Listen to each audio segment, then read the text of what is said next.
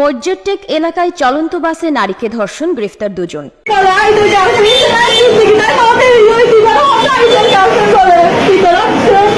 চট্টগ্রামের কর্ণফুলী উপজেলার মসজিদটেক এলাকায় একটি চলন্ত বাসে এক নারী গণধর্ষণের শিকার হয়েছেন। বাসটির ড্রাইভার হেলপার মিলে নারীকে ধর্ষণ করার অপরাধে থানায় মামলা হলে ঘটনায় জড়িত দুজনকে গ্রেফতার করেছে সিএমপির কর্ণফুলী থানা পুলিশ। সোমবার সন্ধ্যায় নগরীর বাকলিয়া থানাধীন নতুন ব্রিজ বাসস্ট্যান্ড থেকে তাদের গ্রেফতার করা হয়। বুধবার 11 সেপ্টেম্বর বিষয়টি নিশ্চিত করেছেন কর্ণফুলী থানার ওসি তদন্ত মেহেদী হাসান।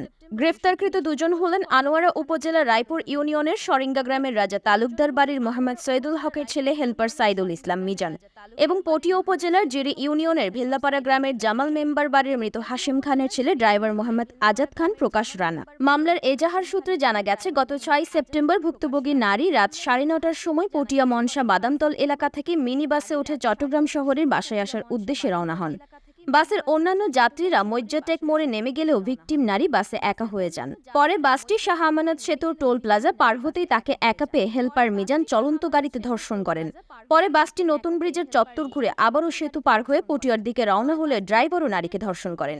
পরে বাসটি বিভিন্ন জায়গা ঘুরে পটিয়ার শান্তিরহাট বাজারে এসে ভিকটিমকে ফেলে পালিয়ে যান। এই ঘটনায় ভিকটিমের স্বামী কর্ণফুলী থানায় হেলপার ড্রাইভার দুজনের নামে নারী ও শিশু নির্যাতন দমন আইনে মামলা করেন। মামলার তদন্ত কর্মকর্তা কর্ণফুলী থানার ওসি তদন্ত মেহেদী হাসান বলেছেন, ধর্ষণের ঘটনায় দুজন আসামিকে গ্রেফতার করে আদালতের মাধ্যমে জেল হাজতে পাঠানো হয়েছে।